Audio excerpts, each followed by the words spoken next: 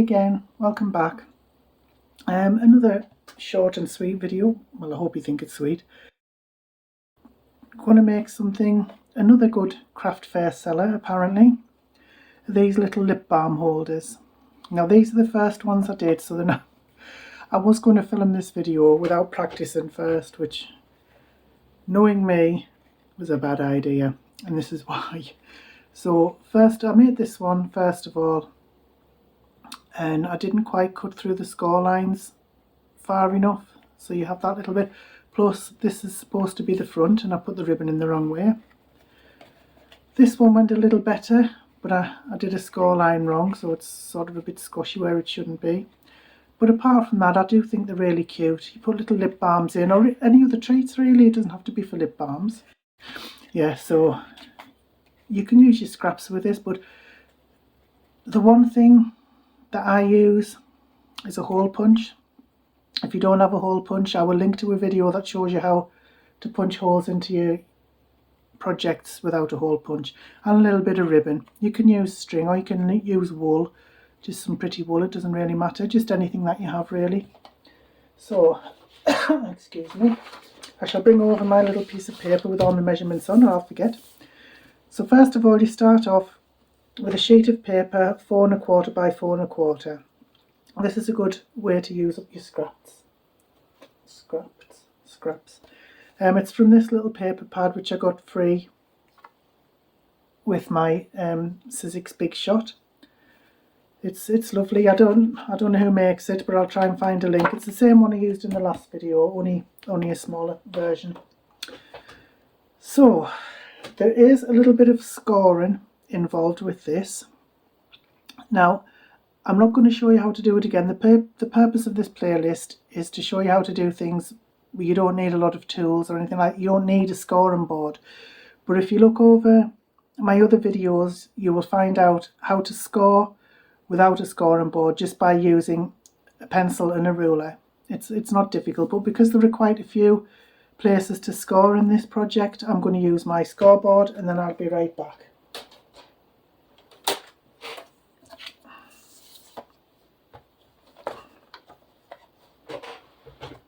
Actually, I think what I'll do is I'll show you how I do it on my Sizzix scoreboard and trimmer.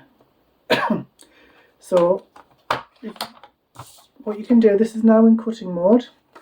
This is how I cut my paper. If you lift this up and bring it round, it's now in scoring mode. The only thing I don't like about this is that the measurements at the top are etched in to the board rather than sort of dyed or printed in, and it makes it very difficult to see, especially on a night, but never mind, that's just me complaining. So if you have, I'll have a look at here. So I need to just at one side score at 3/4 of an inch and 3 1/2 inches. I'm sure I've scored this the wrong way for the pattern as usual, but never mind. So you turn it round once and you score at 1 inch, 1 3/4. Is that right? Yep, way ahead of myself. 1 3/4, 2 1/2, and 3 1/4.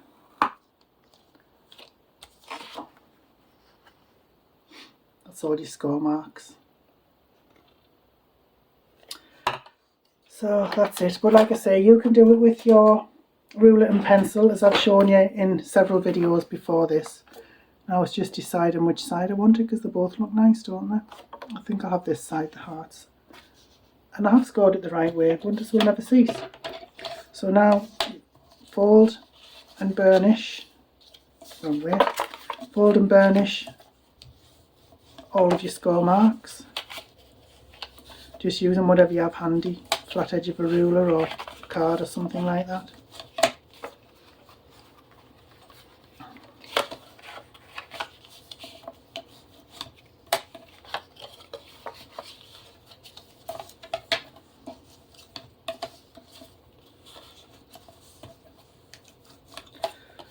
Okay, now you take your scissors.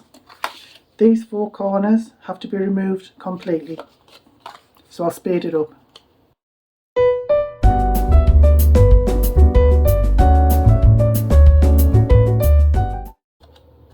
Okay, now that's done. Now what you want to do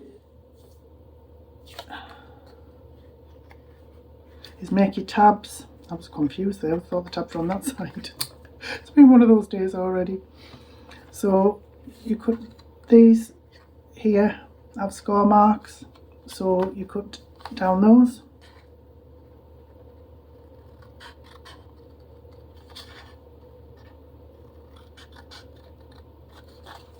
Should have used a different paper so you could see the score marks a bit more clearly. Never mind.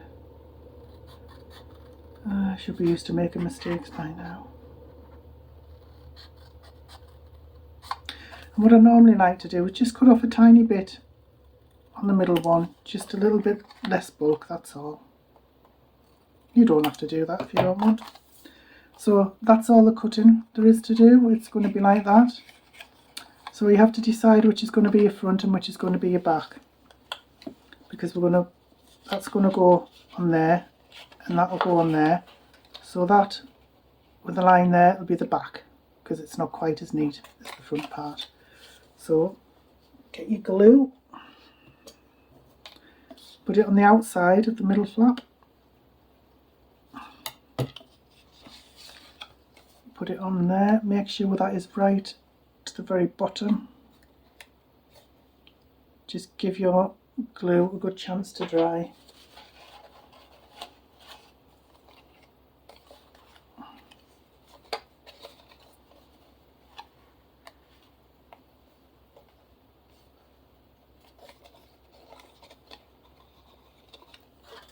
And then this other part is going to come over there. See, I still haven't cut it straight. I'm sure you can make a better job than me. I'm just doing this very quickly. Bring that one over there.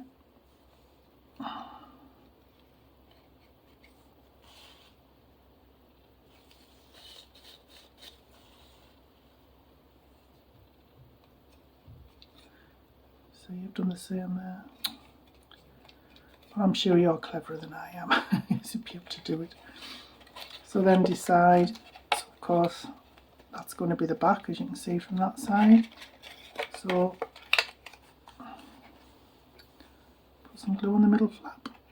Put that there to the bottom. Make sure it's right at the edge.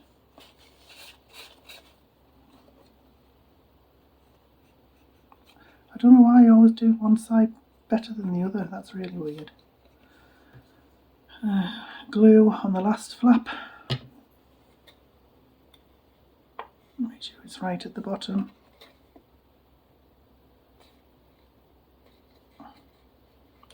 Make sure it's stuck down. If you want to, get your bone folder or whatever you've got, your ruler maybe. Just make sure that both sides are stuck down properly. Okay, now, so this is going to be the back because of those bits there. This is going to be the front. Now what you need to do, just put my glue away before it dries up. Okay, so what you need to do now, like I say, I'm going to use a hole punch. So you sort of pinch this together. Yeah, I should know better by now than not to measure my stuff, but I'm not going to measure. This is just for this video. So I'm just going to punch it at either side, try and get it right.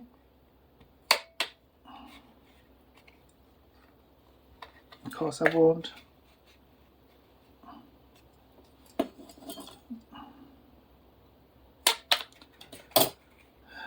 Oh, I suppose it could be worse. It's not perfect. Right, so now you take a little bit of, this is where your ribbon comes in.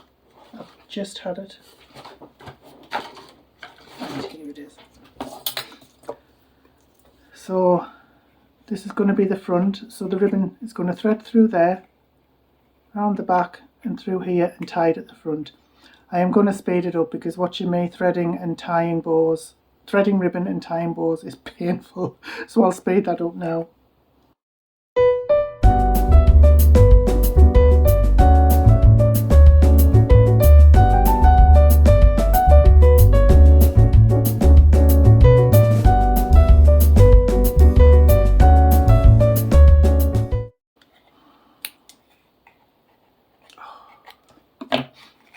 See, painful. It's painful for me anyway. Right, so that's about it. So like I say, you can probably make a much better job than me, because I do have dyspraxia, I have to admit, and I do find my coordination is very, very off. It's not really an excuse, but it is a reason why sometimes I'm not quite as good as I should be. So anyway, that's your little lip balm holder. It's really cute, isn't it? So you put I haven't any lip balms to even show you what they look like, but you can put your lip balm in there, or even little treats, little chocolate treats or something. You know, you get the little Twix bars or something like that. You could put one in.